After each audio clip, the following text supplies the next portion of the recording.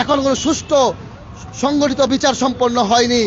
আমরা অত্যন্ত দুঃখের সাথে জানাতে চাই, একটা দেশের শাসন ব্যবস্থা, একটা দেশের রাষ্ট্রযন্ত্র কতটা দুর্বল হলে দর্শকরা এমন নিকৃষ্ট কর্মকাণ্ড চালাতে পারে।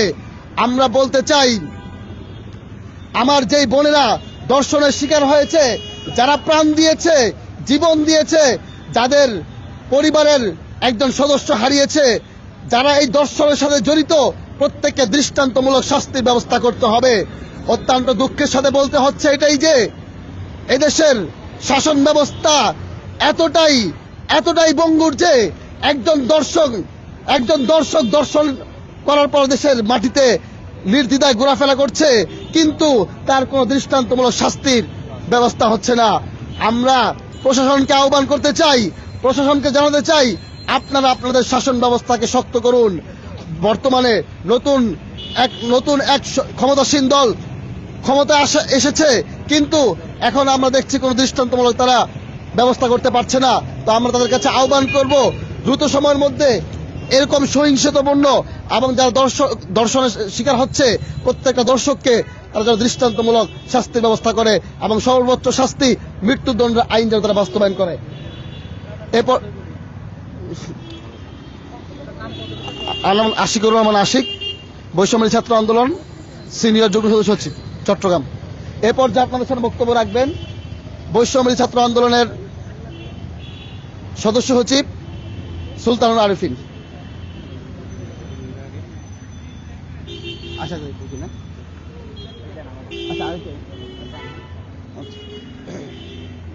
সম্মানিত সাংবাদিক বন্ধুগণ, আমরা বৈষম্য বিরোধী ছাত্র আন্দোলন চট্টগ্রামের পক্ষ থেকে আমাদের গতকাল যে ন্যাক্কারজনক ঘটনা ঘটেছে, একটি 15 বছরের শিশুকে, আমাদের বোনকে ধর্ষণের পরে বিচারের দাবি করায় তার অভিভাবক তাকে তুলে নিয়ে হত্যা করা হয়। আমরা এমন একটি বাংলাদেশের মধ্যে বসবাস করছি যেখানে আমাদেরকে আগে বলা হতো ইন্টারিয়াম গভর্নমেন্টের কারণে প্রশাসন দুর্বল, কিন্তু বর্তমানে তো পলিটিক্যাল গভর্নমেন্ট আছে। এই পলিটিক্যাল গভর্নমেন্ট থাকার পরেও কিভাবে প্রশাসনের সামনে দিয়ে এসব কার্যক্রম করতে পারে? আমাদের যে অন্যায় হয়, অন্যায়ের বিচার করা প্রশাসনের কাজ। আমাদের প্রত্যেকটি মানুষ, একেবারে উচ্চ শ্রেণীর মানুষ থেকে নিম্ন শ্রেণীর মানুষ পর্যন্ত যখন বিচার পাবে না, এ দেশের প্রশাসন তখন ভেঙে যাবে। সম্মানিত বন্ধুগণ, আমরা দেখেছি তার বাবা, আমেনার বাবা প্রত্যেকটি মেম্বারের দ্বারে দ্বারে ঘুরেছে, প্রশাসনের দ্বারে দ্বারে ঘুরেছে, কিন্তু শেষ পর্যন্ত তিনি যখন কোনো বিচার পাননি, তখন তার মেয়েকে সেফ এক্সিটের জন্য তার খালার বাসায় দিয়ে আসতে চায়। পথিমধ্যে সেই দুষ্কৃতিকারীরা, সেই র্যাপিস্টরা তার মেয়েকে তুলে নিয়ে যায়। পরক্ষণে যখন তাকে খোঁজাখুঁজি করা হয়, একটি জমিনে তাকে পাওয়া যায় মৃত অবস্থায়। এত বড় একটা সময় ধরে যে কার্যক্রম চলছে, প্রশাসন কি চোখের মধ্যে হাত দিয়ে বসেছিল? এই যে একটা মানুষ, আমরা জনগণ বলতে যাকে বুঝাই, জনগণের একটা সার্বভৌমত্ব দেশের মধ্যে তার প্রশাসন, তার নিরাপত্তা নিশ্চিত করতে হবে। কিন্তু আমরা এতদিন যে ইন্টারিয়ামের বুলি উড়িয়ে বলেছি প্রশাসন দুর্বল, বর্তমানে রাজনৈতিক দল ক্ষমতায় থাকার পরও কিভাবে একটা প্রশাসন থেকে বিচার না পেয়ে একটা আমাদের বোন শহীদ হইতে পারে? আমরা প্রশাসনের কাছে এবং বর্তমান যে সরকার, তাদের কাছে আকুল আবেদন জানাচ্ছি বৈষম্য বিরোধী ছাত্র আন্দোলন চট্টগ্রামের পক্ষ থেকে, আপনারা দ্রুত সময়ে এই ধিক্কারজনক ঘটনার বিচার নিশ্চিত করে বাংলাদেশের সামনে হাজির হবেন। সম্মানিত বন্ধুগণ, এই মুহূর্তে বক্তব্য পেশ করবে আমাদের মুখ্য সংগঠক ইফতেখার হোসেন।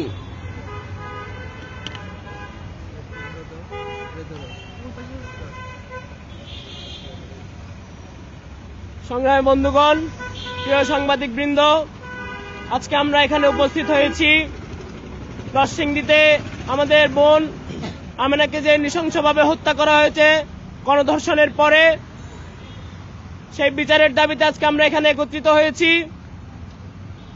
সংগ্রামী বন্ধুগণ, নরসিংদীতে আমেনার যে প্রথমে ধর্ষণ করার পরে বিচার চাইতে গিয়ে তার বাবা তাকে যখন তার খালার বাসায় রাখতে যায়, তখন আবার আমেনাকে তুলে নিয়ে ওরা ধর্ষণ করে গলা চেপে হত্যা করেছে। এর বিচার প্রথমে প্রাথমিক পর্যায়ে বিচার মানে নামমাত্র বিচার হলেও এর কোনো দৃশ্যমান কোনো বিচার হয়নি। আমরা জানতে পেরেছি এখানে বড় রাজনৈতিক দলের হস্তক্ষেপ রয়েছে।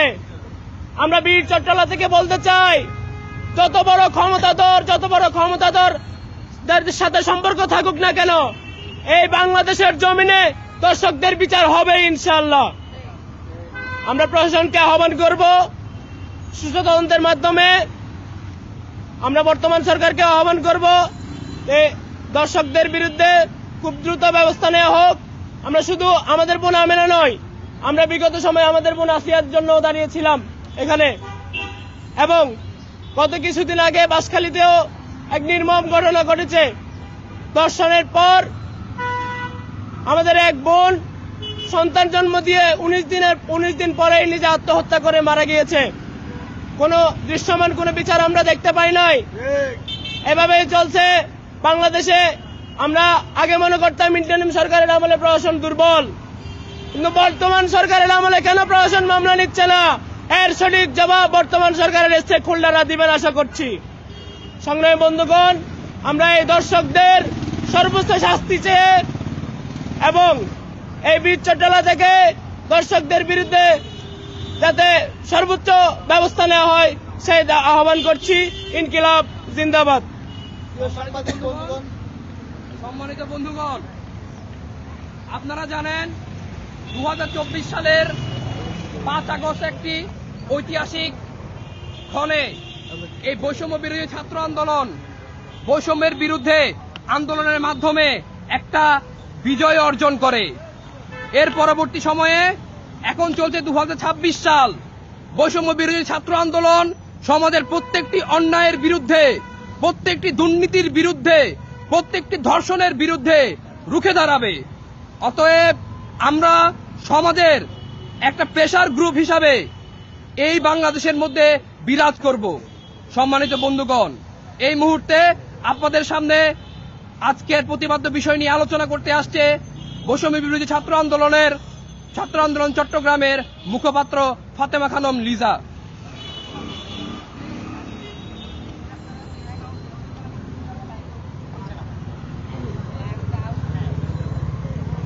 বীর চট্টলার সংগ্রামী সাংবাদিক বন্ধুগণ এবং আমার সহযোদ্ধারা, আমরা এই প্রেস ক্লাবের ঠিক এই সামনে বিগত সময়ে হাজারের উপরেও দাঁড়িয়েছি, আসিয়ার জন্য দাঁড়িয়েছি। আমরা এখন অবধি তনু হত্যারও বিচার পাইনি।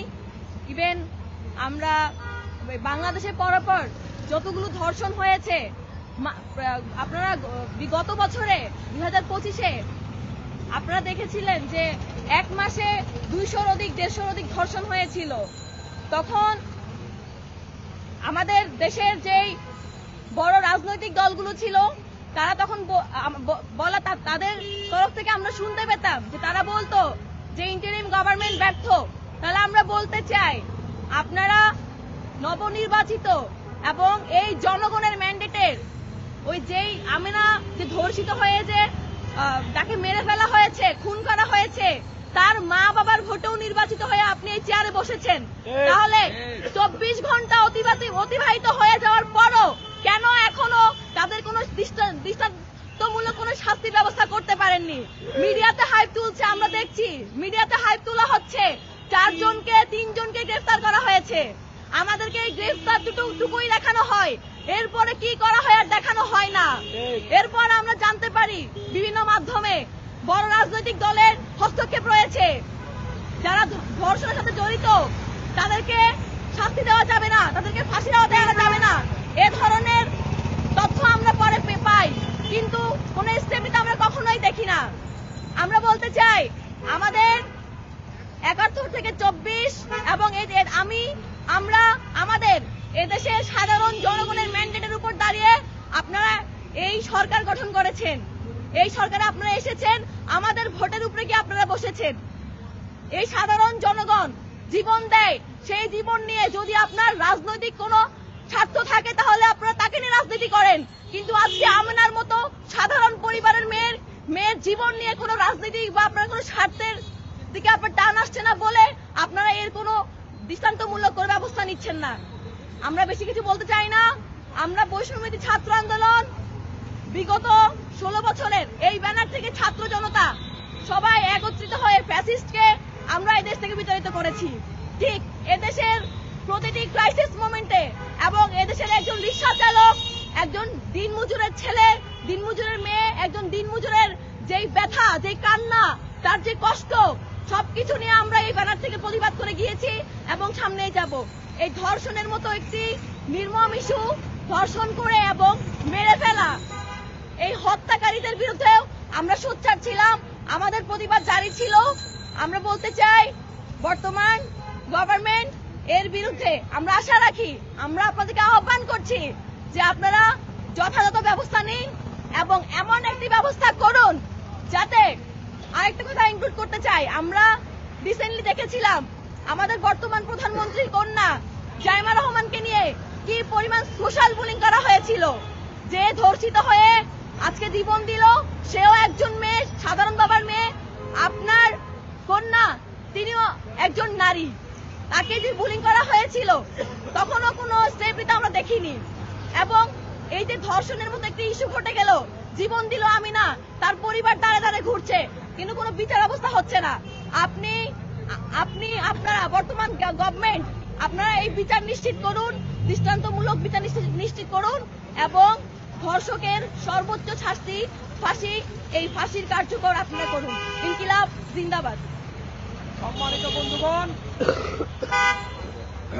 বৈষম্য বিরোধী ছাত্র আন্দোলন নবগঠিত কমিটি গঠন হওয়ার পরেই বলেছে সকল ফ্যাসিবাদ বিরোধী রাজনৈতিক দলকে একত্রে করে সবার সাথে কাঁধে কাঁধ মিলিয়ে একটা সুন্দর বাংলাদেশ, একটা সুন্দর সমাজ গঠনের জন্য কাজ করবে। বর্তমানে আমরা জানি আমাদের সরকার দল আছে, বিরোধী দল আছে, দ্বিতীয় বিরোধী দল আছে, সকল স্টেক হোল্ডাররা মিলে আমাদের সরকার গঠন করেছে। কিন্তু এই পলিটিক্যাল গভর্নমেন্ট যদি এইসব নাফরমানি কাজের যদি বিচার করতে ব্যর্থ হয় তাহলে কিন্তু বৈষম্য বিরোধী ছাত্র আন্দোলন কাউকে ছেড়ে কথা বলবে না, সরকার দলকেও ছেড়ে কথা বলবে না, বিরোধী দলকেও ছেড়ে কথা বলবে না, দ্বিতীয় বিরোধী দলকেও ছেড়ে কোনো কথা বলবে না। সম্মানিত বন্ধুগণ, এই মুহূর্তে আপনাদের মাঝে বক্তব্য নিয়ে আসছে, সমাপনী বক্তব্য নিয়ে আসছে বৈষম্য বিরোধী ছাত্র আন্দোলন চট্টগ্রামের আহ্বায়ক রিজাউর রহমান। আসসালামু আলাইকুম। সবাইকে মাহে রমজানের পবিত্রতম মাহে রমজানের শুভেচ্ছা ও মোবারকবাদ। আমরা আজকে খুবই দুঃখ এবং হতাশা নিয়ে জাতির সামনে হাজির হয়েছি। এই পবিত্র মাসে আমাদের এমন একটা ঘটনা নিয়ে আমাদের আজকে কথা বলতে হচ্ছে। আমরা দাবি করি আমরা মুসলিম প্রধান দেশ, আমরা দাবি করি আমাদের 90% মুসলমানের একটা দেশে আমরা বসবাস করি। বাংলাদেশের যে কোনো ঘটনায়, যে কোনো আবর্তে আমরা ইসলামকে সামনে নিয়ে আসি, কিন্তু এই পবিত্রতম মাসে আমরা এমন একটা ঘটনা নিয়ে কথা বলছি যে ঘটনা মুসলমানদের যে সবচাইতে আবেগের জায়গা, মা এবং বোনের যে জায়গা, সেই জায়গায় যখন হায়নারা যখন আঘাত করে এবং তা নগ্ন এবং বিশ্রী একটি ব্যাপার, সেই ব্যাপার নিয়ে আজকে পবিত্র মাসে আমাদেরকে অপবিত্র কথা বলতে হচ্ছে বলে। বন্ধুগণ, আমরা অন্ধের দেশে আয়না বিক্রি করা লোক, আমরা অন্ধের দেশে আয়না বিক্রি করতে এসেছি, আমরা মুসলমানের দেশে ধর্ষণের প্রতিবাদ করতে এসেছি। আমরা বারবার বলি আমরা মুসলমান প্রধান দেশ, আমরা সবাই মুসলমান, আমাদের বাংলাদেশের মানুষের ভেতরে এই মুসলমানিত্বের আবেগের যে জায়গা সেটি বিশাল। কিন্তু ভাইয়েরা, আপনারা দেখেন যখন নরসিংদীতে, ঢাকায়, বরিশালে, সিলেটে, বাঁশখালী এবং আরো বাংলাদেশের নানান প্রান্তে যখন ধর্ষণের ঘটনা ঘটে, আমরা মিডিয়াতে বড় বড় নিউজ দেখি যে অমুক গ্রেপ্তার হয়েছে, তমুক গ্রেপ্তার হয়েছে, কিন্তু 1 মাস ধরে এই ঘটনা অতিবাহিত হওয়ার পরেই দেখি যে বিচার নাই হয়ে গেছে, বিচার চলে গেছে মামার বাড়ি।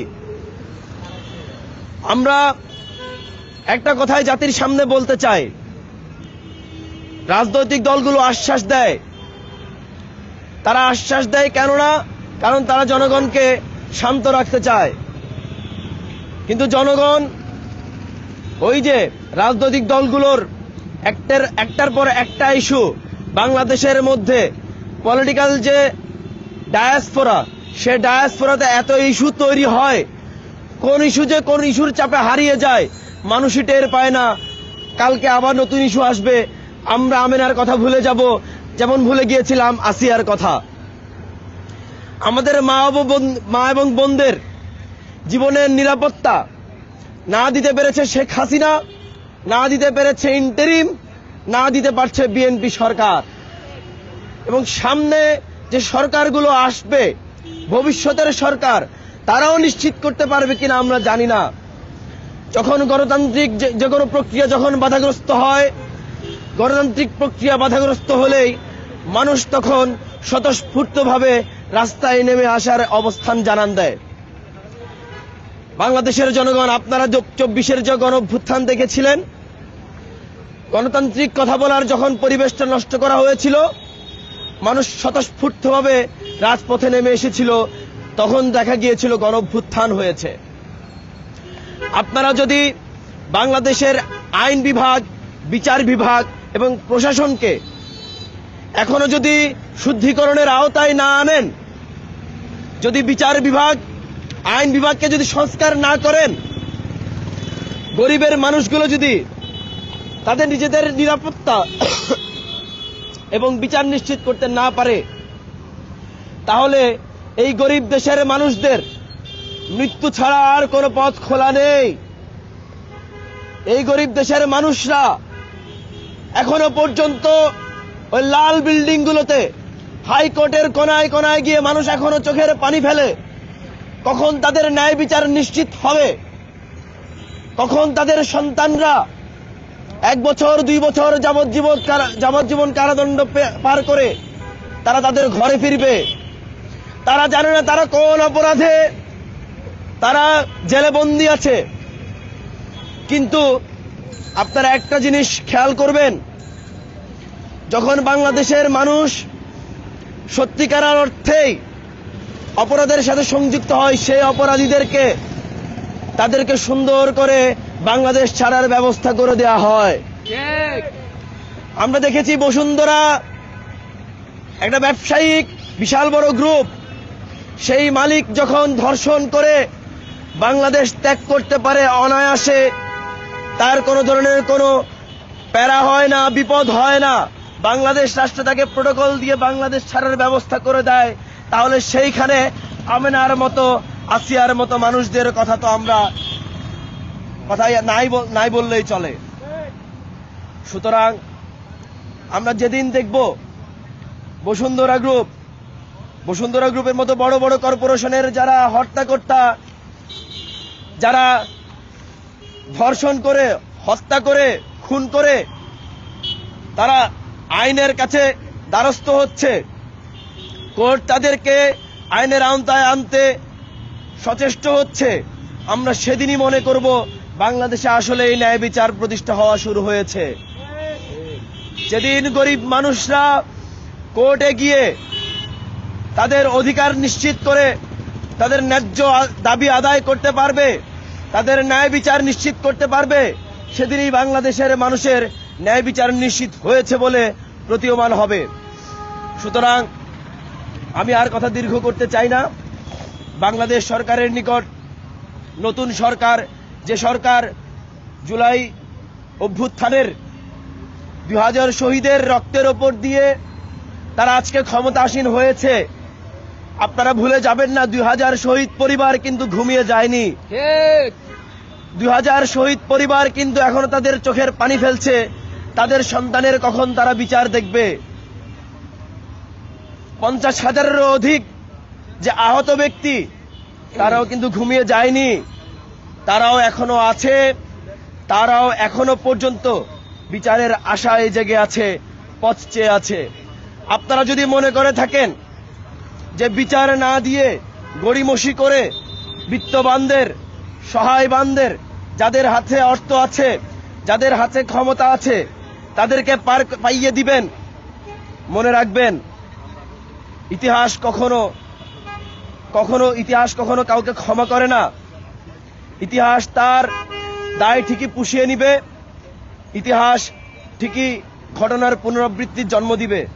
এবং আপনারা যে দীর্ঘ 17 বছর অন্যায়, অবিচার, বঞ্চনা, আপনার সরকার যখন সুবর্ণচরের ঘটনা আপনি হয়তোবা মনে রাখবেন, আপনি সুবর্ণচরের নির্বাচনে ভোট দেওয়ার কারণে তাকে ধর্ষণ করা হয়েছিল। আপনি যদি তার বিচার না করেন, সেই সুবর্ণচরের ঘটনার আপনি যদি সাক্ষী হওয়ার পর আপনি যদি বিচার না করেন, আমরা ধরে নিব আপনি কোনো ধর্ষণের বিচার করবেন না। আপনি সুবর্ণচরের বিচার করবেন, আপনি আসিয়ার বিচার করবেন, আপনি আমিনার বিচার করবেন, এবং বাংলাদেশের যতগুলো মা বোন আছে সেই ধর্ষণ এবং হত্যা, গুম, খুনের বিচার করবেন। যদি ব্যর্থ হন, তাহলে বাংলাদেশের মানুষ আপনাদেরকে ঠিকই কাঠগড়ায় দাঁড় করাবে। এবং আমাদের সহযোদ্ধাদেরকে অসংখ্য ধন্যবাদ, আজকে যারা এখানে উপস্থিত হয়েছেন। সাংবাদিক ভাই বন্ধুদেরকে অসংখ্য ধন্যবাদ, আজকে যারা রমজানের রোজা রেখে আপনারা এসে উপস্থিত হয়েছেন। আপনাদের যে চোখ, গণতন্ত্রের চোখ, আপনারা আমাদের দেশের মানুষের দুঃখ দুর্দশার কথাগুলো আপনারা নির্ভীকে কথা বলে যাবেন। আপনারা যদি ভয় পান, ভয় পেয়ে যাবে বাংলাদেশ। আপনারা যদি নির্ভীক থাকেন, তাহলে শুধুমাত্র আপনারাই নয়, আপনাদের এই নির্ভীক কণ্ঠটাকে বাঁচানোর জন্য বৈষম্য বিরোধী ছাত্র আন্দোলন সবসময় আপনাদের পাশে দাঁড়াবে। আপনারা শুধু লিখে যাবেন, আপনারা শুধু বলে যাবেন নির্ভয়ে। ধন্যবাদ সবাইকে।